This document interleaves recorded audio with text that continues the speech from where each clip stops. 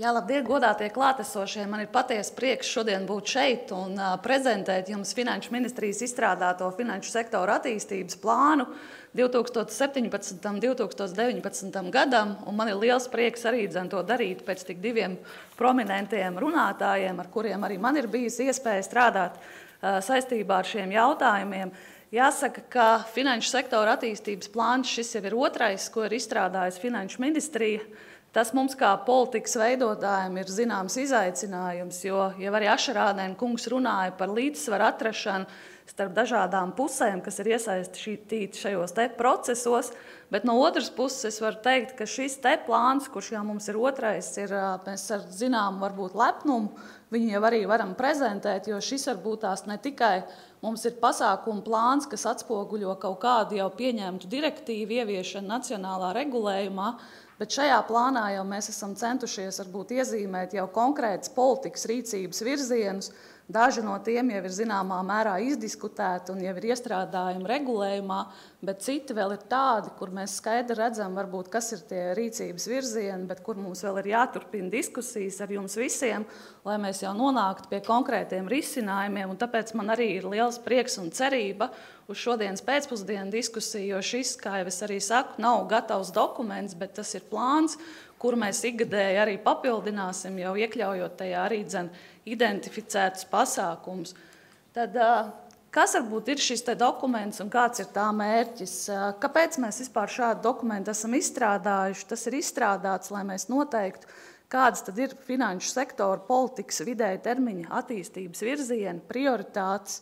Un, zināmā mērā tas ir balstīts arī uz izvērtējumu situācijas, kāds tas ir šobrīd mūsu finanšu sektorā, un balstoties jau uz šo izvērtējumu, sniegt jau konkrētu redzējumu par tālāko attīstību. Un šeit, zināmā mērā, tas mērķis, ko mēs arī esam iekļāvuši finanšu sektora attīstības plānā, izriet arī no valdības deklarācijas. Tātad plānā ietverto pasākumu īstenošanas mērķis ir attīstīt stabilu, drošu un starptautiski konkurētspējīgu finanšu sektoru ar inovatīvu finanšu pakalpojumu pieejamību, kas nodrošina ilgtspējīgu Latvijas tautsaimniecības izaugsmi.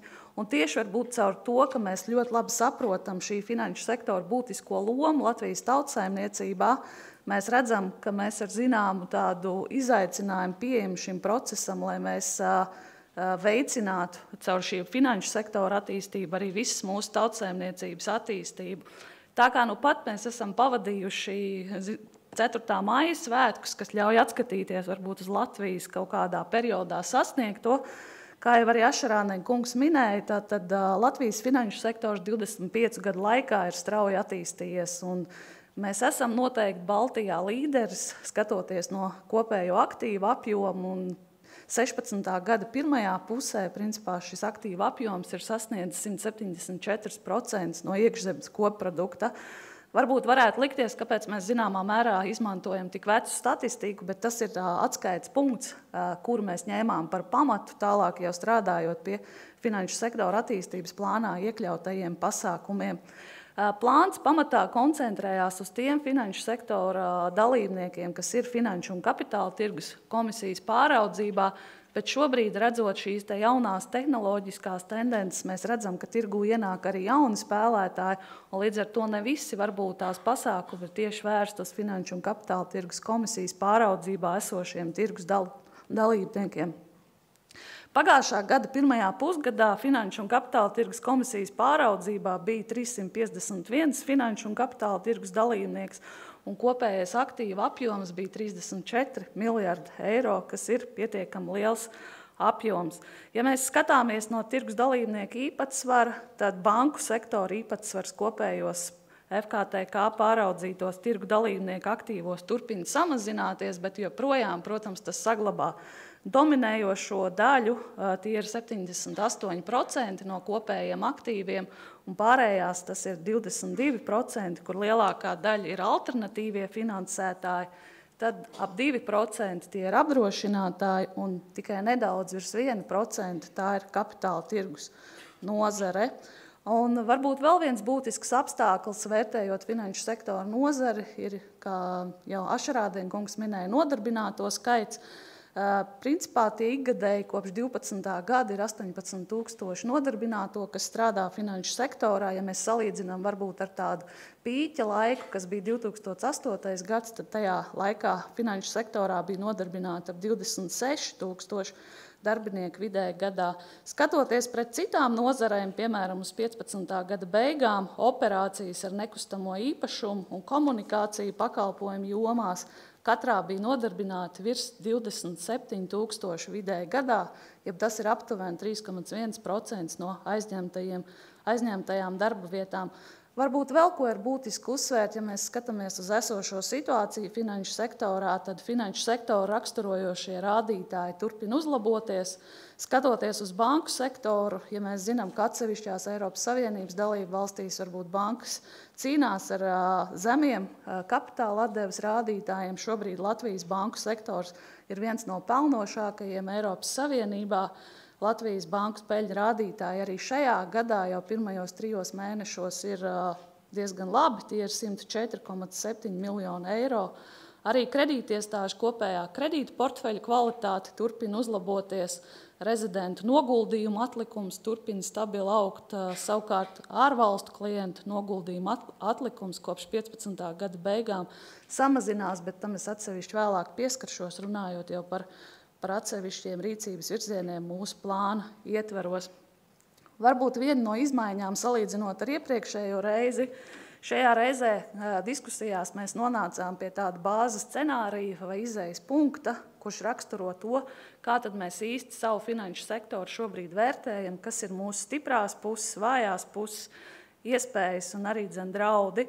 Ja mēs raugāmies uz stiprajām pusēm, tad noteikti ir jāuzsver tas, ka mums ir attīstīts banku sektors, kas ir labi kapitalizēts ar augstiem likviditātes rādītājiem, finanšu pakalpojumu eksports, kas daudz ir kritizēts arī dažādās diskusijās. Tas veido būtisku daļu no mūsu finanšu sektora. No otras puses mēs to noteikti redzam kā stipro pusi.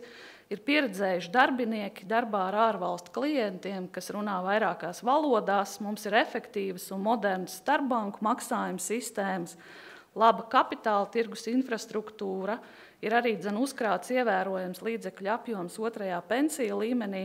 Pagājušā gada pirmā pusgada beigās tie bija 2,5 miljardi eiro. Un, kā jau es minēju, mums tātad ir elastīgs darba tirgus, kas runā vairākās valodās, un laba komunikācija, infrastruktūra, kas noteikti mums ir jāņem vērā. Varbūt runājot par vājām pusēm, mēs redzam to, ka mums ir mazatīstīts kapitāla tirgus.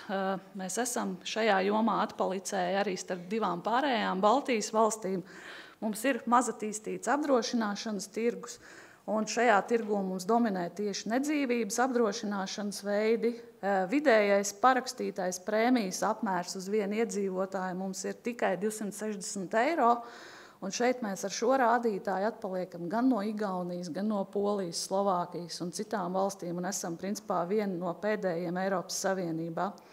Un viena noteikti, kas mums ir vājā puse, tas ir vēsturiski negatīvs viedoklis par mūsu finanšu sektoru reputāciju, kas ir balstīts notikumos ar finanšu tirgus dalībnieku ļaunprātīgu izmantošanu noziedzīgi iegūt līdzekļu legalizācijas darījumos.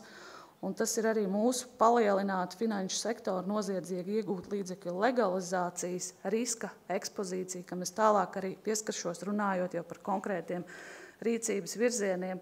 Kas ir varbūt tās mūsu iespējas, ko mums noteikti ir jāņem vērā, strādājot arī pie šī plāna ieviešanas, tas noteikti ir tas, ka mums ir attīstīta transporta infrastruktūra, arī tiešo lidojumu pieejamība Rīgai, geogrāfiskā atrašanās vieta, dziļa integrācija starptautiskajā arēnā. Mēs šobrīd, manuprāt, esam jau kā dalībnieki lielākajai daļai no būtiskākajām starptautiskajām organizācijām.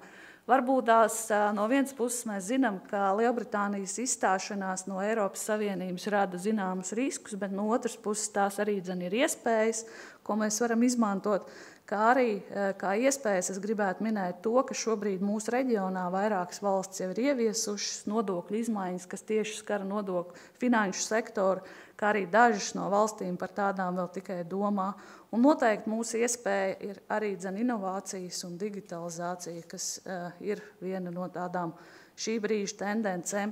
Ja mēs runājam par draudiem, protams, ka mēs zinām, ka šobrīd varbūt Eiropas Savienības un Eirozonas ekonomiskā situācija ir uzlabojusies. No otras puses skaidrs, ka ir palielinājušies arī globālās izaugsmes riski, arī Eirozonas un atsevišķu partneru valstu IKP prognožu tendences. Ar Krieviju saistītie riski joprojām ir augsti. Viens no draudiem, kas noteikti mūsu reģionam ir jāņem vērā, ka atsevišķu mātes banku mītnes zemēs turpina uzkrāties riski, kas saistīti ar mājokļu tirgu nesabalansētu attīstību un parādu saistīti riski. Un tāpatās, protams, kā drauds mums ir paaugstināti riski tikt iesaistītiem noziedzīgi iegūt līdzekļu legalizācijā un regulējošo prasību arbitrāžas iespējas Baltijas un Ziemeļvalstu reģionā, jo šeit būtiski ir uzsvērt, ka ne tikai Latvijas jurisdikcija tiek vērtēta kaut kādā veidā atsevišķi, bet mēs noteikti tiekam vērtēti un salīdzināti tieši Baltijas reģionā un Ziemeļvalstu reģionā kopumā.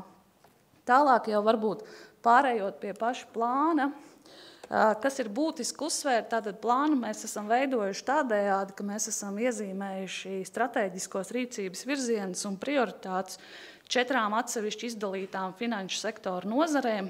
Tā ir banku nozare, kapitāla tirgus nozare un alternatīvo finanšu pakalpojumu sniedzēju nozare un apdrošināšanas un pārapdrošināšanas nozara, bet zināmā mērā mēs redzam, ka ir kaut kāda attīstības virziena vai prioritātes, kas zināmā mērā iet pāri visām šīm 4 nozarēm, un tās ir mūsu plāna ietvaros ieguvušas horizontālo prioritāšu vietu, un tās ir digitalizācija un inovācijas, noziedzīgi iegūt līdzekļu legalizācijas atbilstības un valsts reputācijas paaugstināšana un starptautiskā konkurētspēja.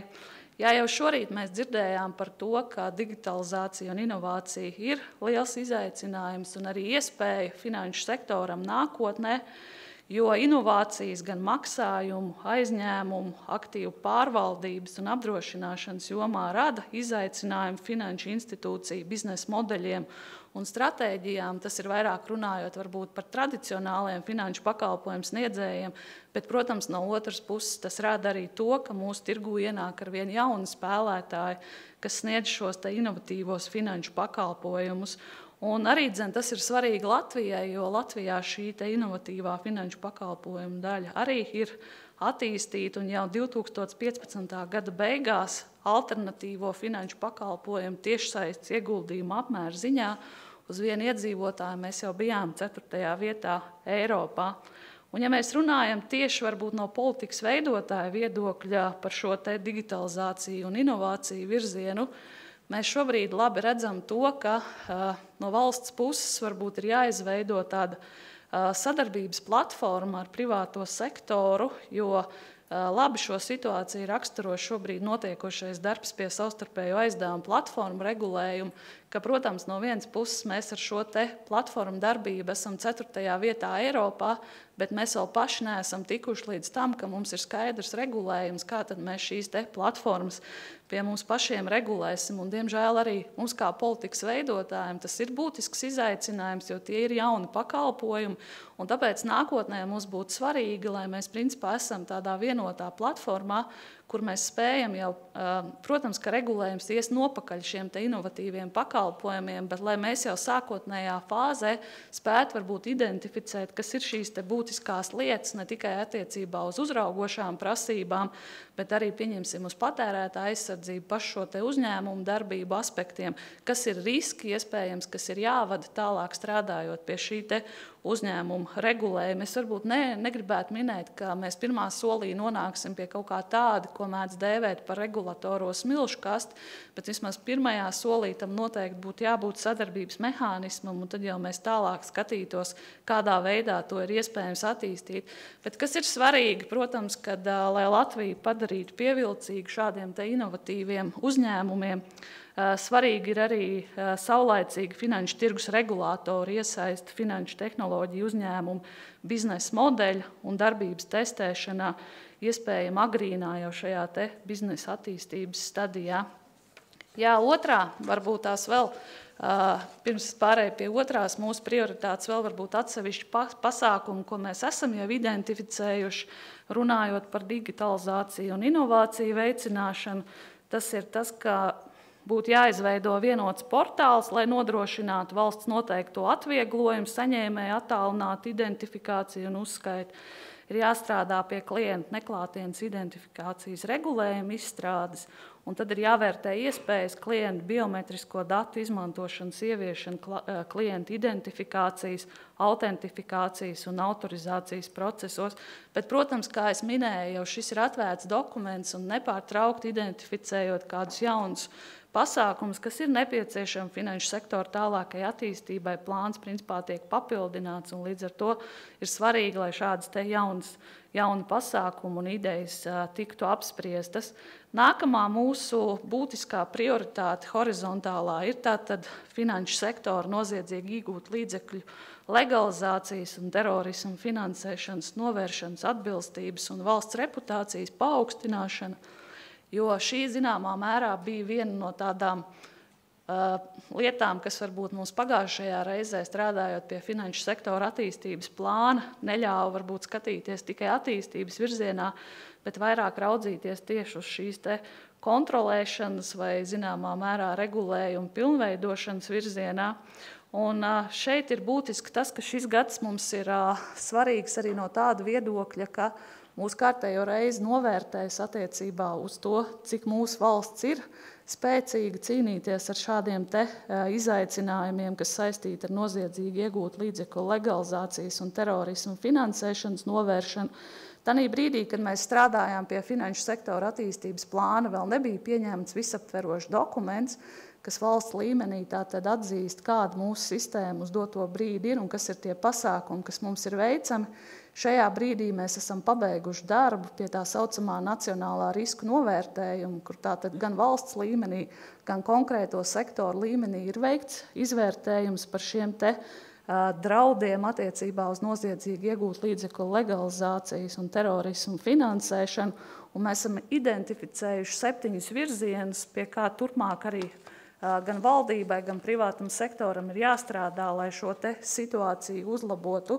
Bet te ir būtiski varbūt tās pieminēt to, ka ja mēs skatāmies uz to pašnovērtējumu, tad šobrīd mēs varam atzīt, ka mūsu noziedzīgi iegūt līdzekļu legalizācijas riski ir kopumā vidēji augsti, un ieviešot plānā identificētos pasākums ne šī plānā, bet konkrēti jau šajā specifiskajā noziedzīgi iegūt līdzekļu legalizācijas terorismu finansēšanas sistēmas novēršanas plānā, mums ir jāpanāk, ka šie riski kopumā tiek samazināti uz vidēju.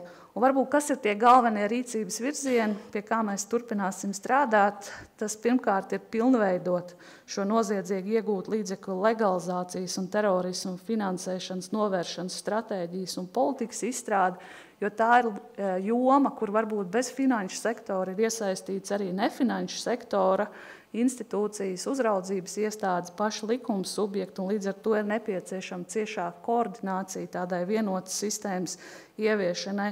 Tad ir atsevišķas lietas, ko mēs esam identificējuši, kas vēl ir jāpilnveido regulējumā, joprojām arī turpinās darbs pie tās sauktās 4. direktīvas ieviešanas nacionālajā regulējumā.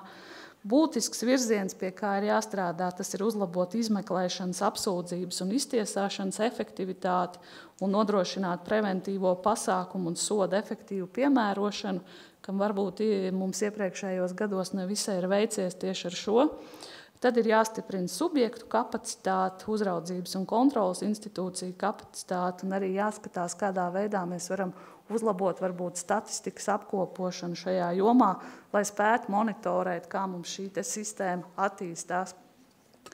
Jā, attiecībā uz starptautisko konkurētspēju, tas, protams, ir būtisks aspekts, jo no vienas puses ir būtisks gan tas, kādus kvalitatīvus un konkurētspējīgus pakalpojumus Latvijas finanšu sektors spēj sniegt ārpus Latvijas kā finanšu pakalpojumu eksportu, gan arī tas, cik kvalitatīvi ir iekšzemē sniegtie pakalpojumi un kā tie spēj konkurēt ar citās valstīs sniegto pakalpojumu piedāvājumu. Te ir būtiski uzsvērt, ka finanšu sektora attīstības plāns nekādā veidā nedublē tos pasākumus, kas ir svarīgi finanšu sektoram, un tā attīstība tiks iekļauta un ir iekļauta nodokļu pamatnostādnēs, maksātnespējas pamatnostādnēs un arī uzņēmēju darbības vides uzlabošanas pasākumu plānā, kā piemēram angļu valodā iesniedzami gada pārskati valsts ieņēmuma dienestā un citi svarīgi pasākumi.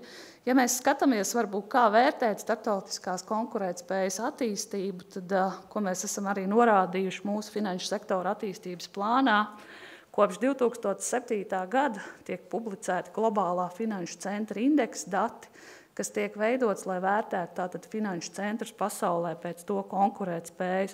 Kopš 2014. gada arī Rīga tika iekļauta šī indeksa aptaujās, iegūstot asociētā centra statusu un parādoties Rīgai kā pilntiesīgai aptaujas dalībniecei, tā ieņēma 71. vietu no 86 pasaules finanšu centriem. Savukārt jau pagājušā gada septembrī Rīga ir pakāpusies uz 52. vietu no 87 pasaules finanšu centriem. Tas varbūt tās ir par šīm te horizontālām prioritātēm, tālāk jau varbūt pārējot pie konkrēto nozaru prioritātēm.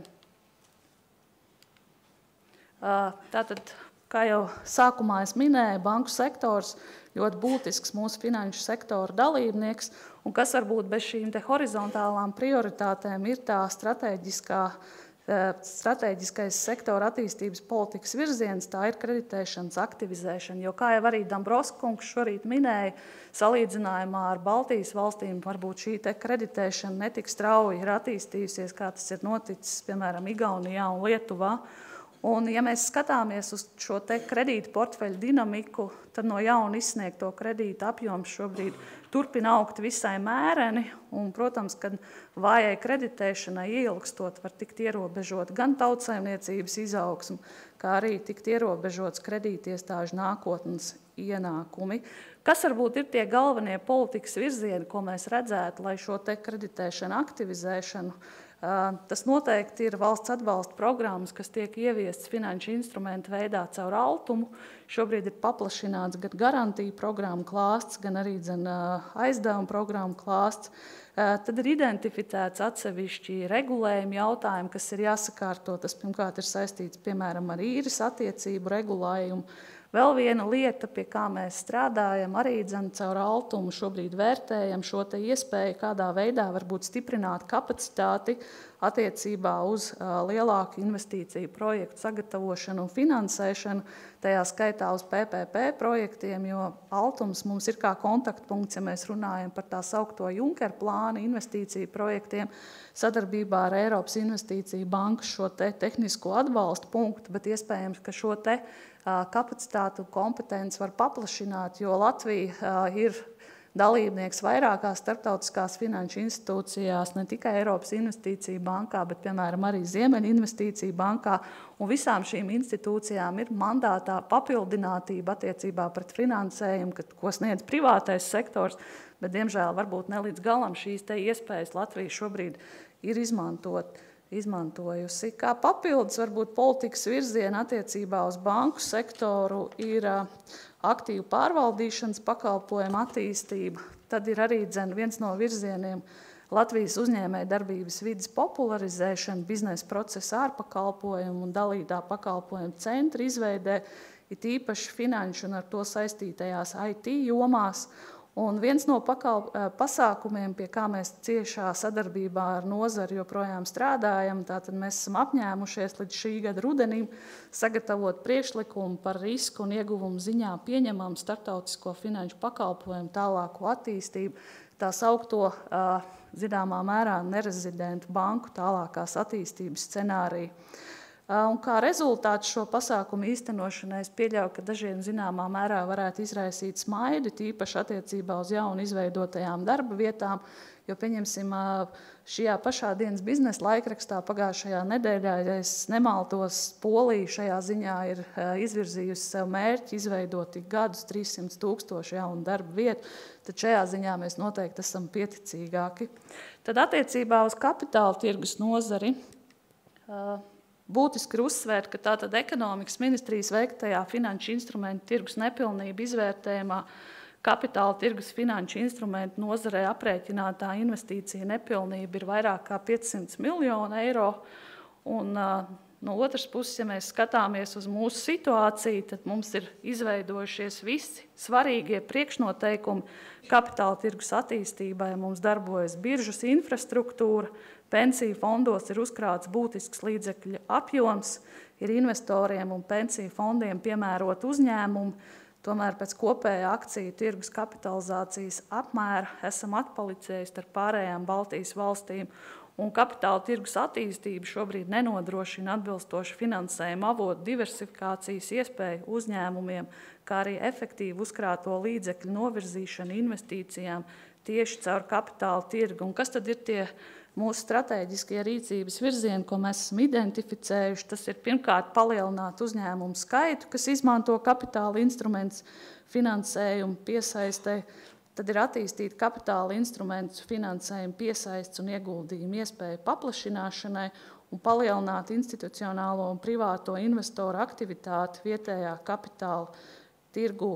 Kā viens no pasākumiem arī šo virzienu ietveros ir identificēts tas, ka ir jāsagatavo priekšlikums, lai tātad mēs nonāktu pie tā, kāda tad ir valsts uzņēmumu tālākā darbības perspektīva, vai mēs tur redzam privātā investoru piesaisti kādos apjomos, un pie šāda te priekšlikuma mēs arī šobrīd strādājam.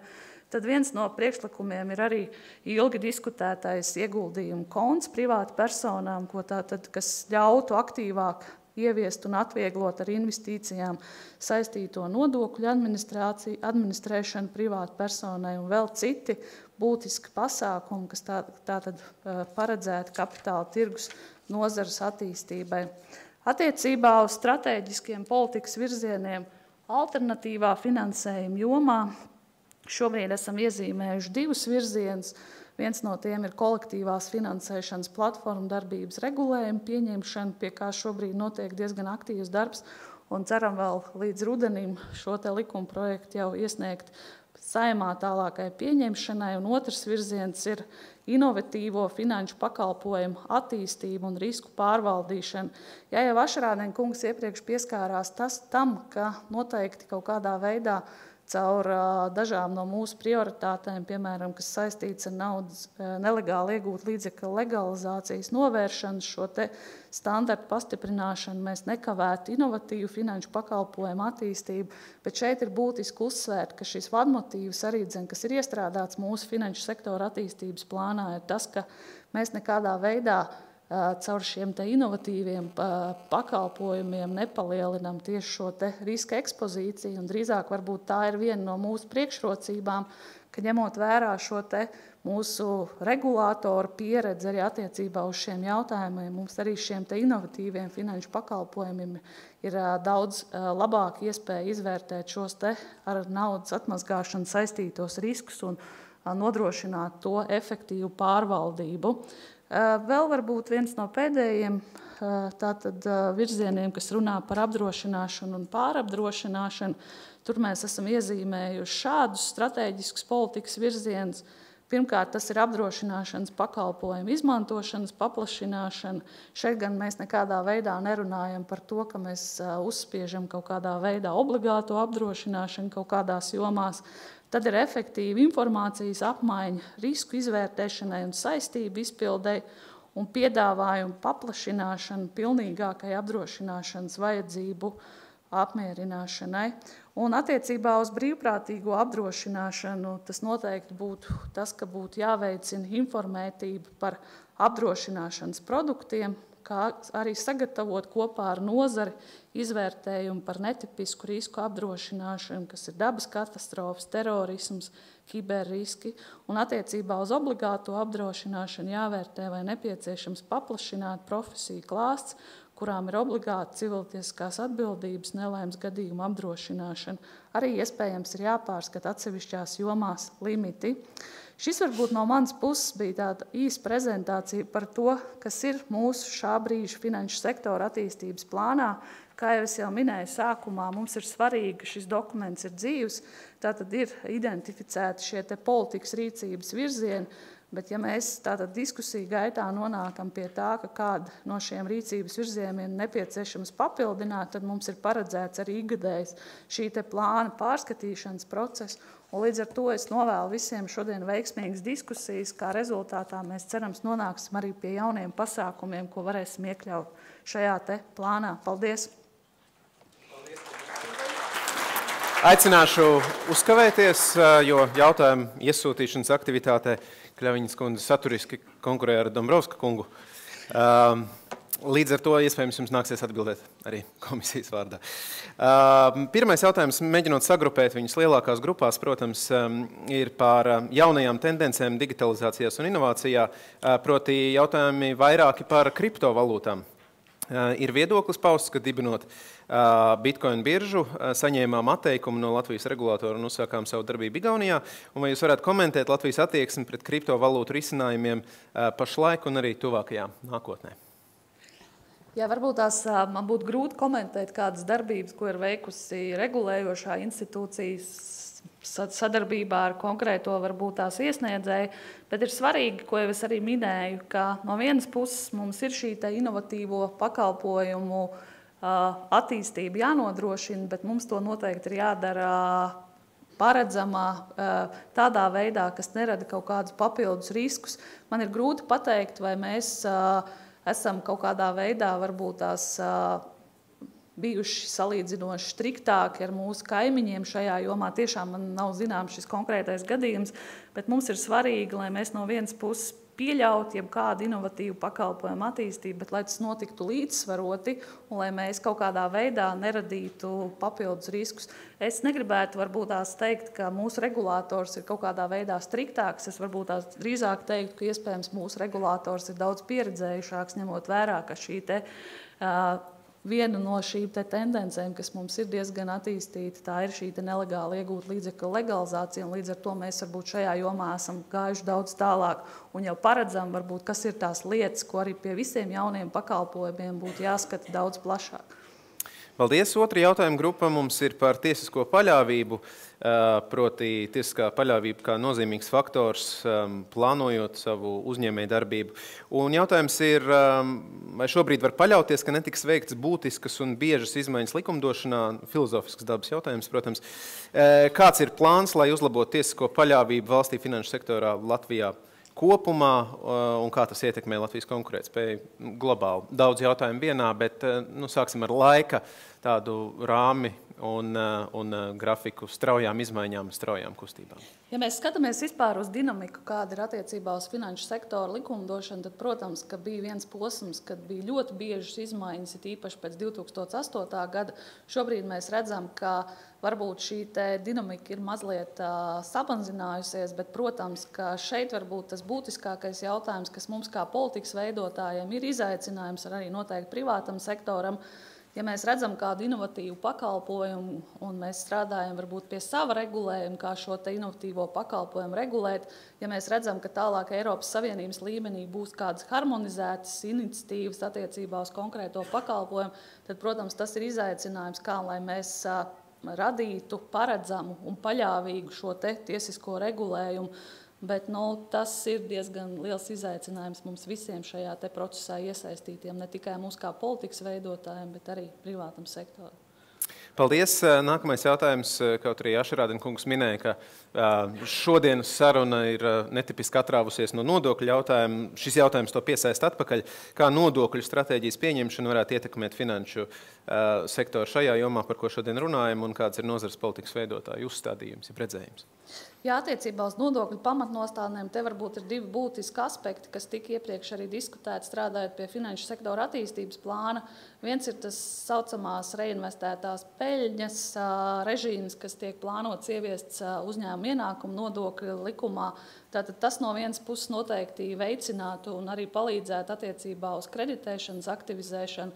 Bet otrs jautājums, kas varbūt mums kā finanšu tirgus politikas veidotājiem mazliet rada bažas, ir tas, ja mēs atcelsim kaut kādu veidu atvieglojumus, kas šobrīd ir paredzēti, piemēram, iedzīvotāju ienākumu nodokļu regulējumā, kas jau ir saistīts ar kaut kādu motivācija vai veicināšana veikt privātus uzkrājumus gan pensiju fondos, gan apdrošināšanā. Un tas varbūt ir zināmā mērā mums tāds izaicinājums un dara mūs piesardzīgus, lai mēs no vienas puses ar šo te nodokļu pamatostādņu pieņemšanu, kas, protams, ir svarīgi, lai mēs visas tautsēmniecības konkurētspēju stiprinātu kaut kādā veidā, tieši finanšu sektoru konkurētspēju nesamazinātu. Kā tas praktiski realizējās, kad jūs kļūstat piesardzīgi?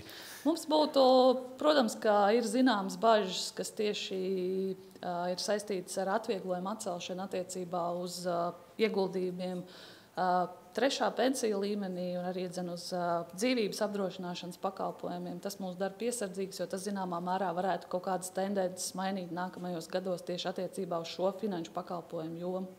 Mūsu laiks iztek pēdējais jautājums no īsziņas iesūtītās, un tad mums vēl dažas minūtes, lai pieņemts jautājumus zālē.